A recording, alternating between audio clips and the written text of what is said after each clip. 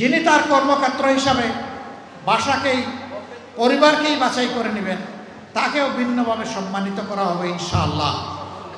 তিনি রত্নগর্ভা মা হিসাবে মেডেল পাবেন, সম্মান পাবেন, রাষ্ট্রের পক্ষ থেকে আরও বহু ইজ্জত তিনিও ভোগ করবেন ইনশাআল্লাহ।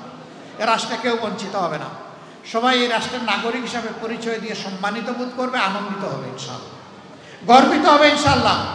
মাথা ছুটো হবে না, ঠোঁট শুকায় যাবে না, দুনিয়ার কারোর সামনে মাথা নত হবে না। সেই জাতিটা আমরা বিল্ড আপ করতে চাই। যুবকরা যারা বিয়ে করেন নাই একটু হাত তোলেন তো দেখি, যাদের বিয়ে বাকি হাত তুলেন। আর এইটা লজ্জার ব্যাপার নাকি? তুলেন, হাত তুলেন, দায়িত্ব আছে না আমাদের, গোটাখালি করা লাগবে না, হাত তুলেন। আলহামদুলিল্লাহ, এখন থেকে নিয়ত করো ঘরে রানী তুলে আনবা, কামলা তুলে আনবা না। যাকে আনবা তাকে রানীর মর্যাদা দিবা, তাকে গোলাপের মর্যাদা দিবা।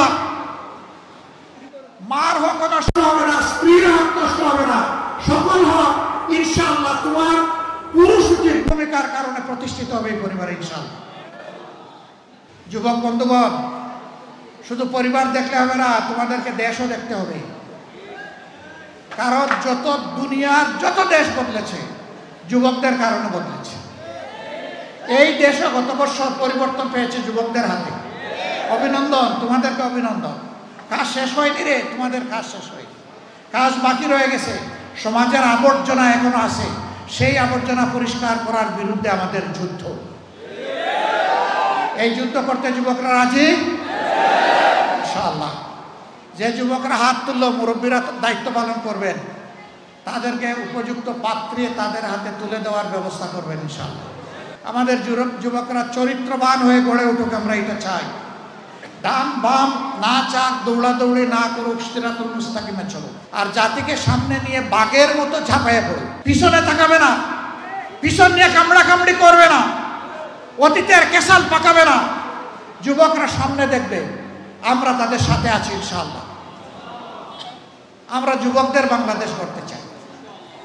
এখানে আসার পথে অনেকগুলা কিশোর, ছোট ছোট 5 থেকে 10 বছরের ভিতরে তারা এসেছে, তারা হাত মেলায়, এরাই আমাদের বাংলাদেশ, এদের জন্য বাংলাদেশ, এদেরকে নিয়ে বাংলাদেশ ইনশাআল্লাহ।